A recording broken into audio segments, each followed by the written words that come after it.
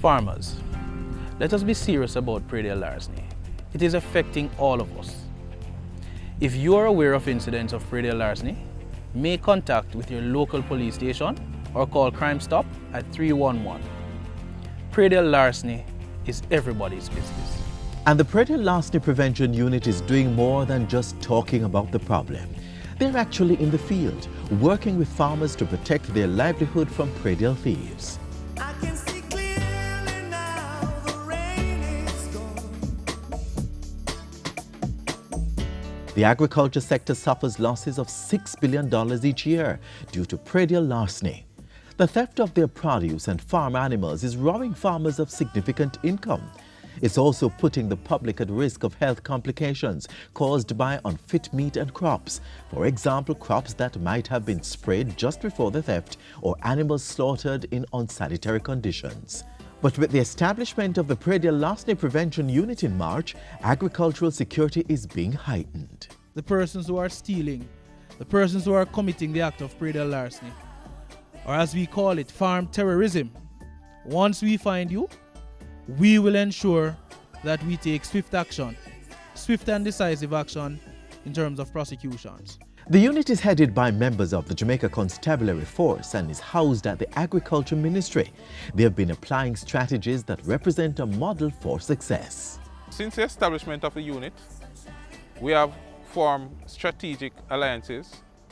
We have been doing operations monthly, at least 4 operations monthly, geared at going after predial thieves, setting up strategic vehicular checkpoints along the roadway in the different parishes, just to ensure that we enforce the Agricultural Produce Act, Predial Larceny Act, the Unlawful Possession of Property Act, and all of those acts that we use to support our fight against predial larceny. We have also been forming strong relationship across the island with farmers to give them that sense of security, to remove that perception that, hey, we're facing some significant challenges and nobody is doing anything. So we ensure that we are there for the farmers in relation to court cases. Whenever they are going before the court, we ensure that we attend court and we are there with them just to show that sort of support. Operations conducted between March and June 30 of this year revealed major achievements by the unit. These include the recovery of over 170 assorted animals. Unrelenting, we have been able to arrest a total of 65 persons. We have amassed a total of 94 breaches from those arrests. And persons have been charged for different offenses.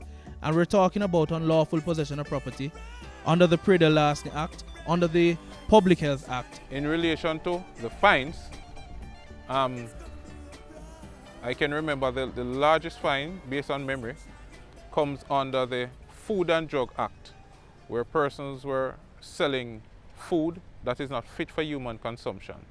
And the fine for that single offense was $40,000. And we charge about 7 or 8 persons for that offense. Over 4,000 pounds of assorted meat not certified by the Public Health Inspection Division were removed and destroyed by the unit.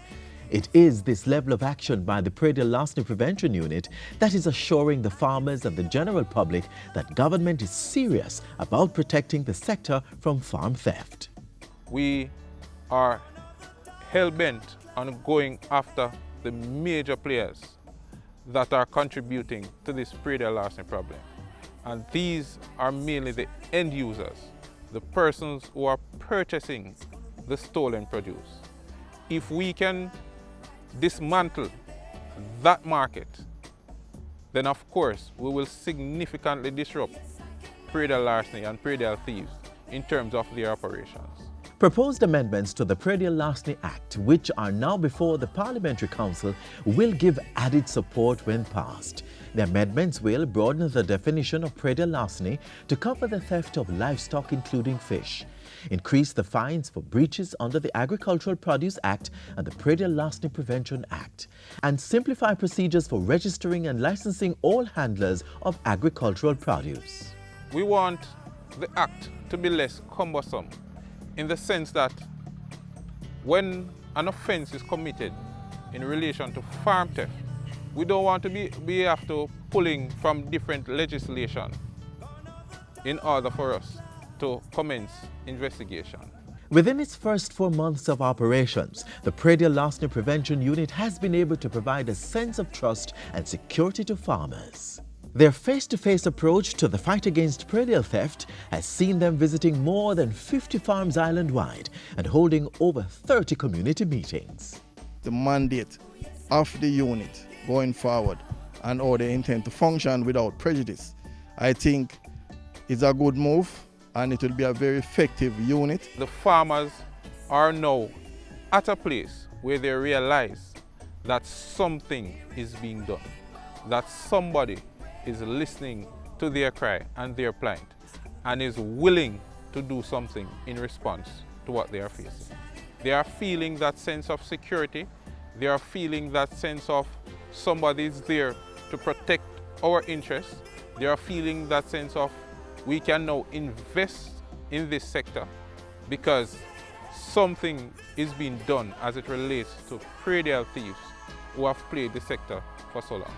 And so with each passing day, the task of ensuring that sustainable development takes place in the agricultural sector is being enforced by ensuring that farmers are provided with security and see justice when criminals attack their livelihood. I can see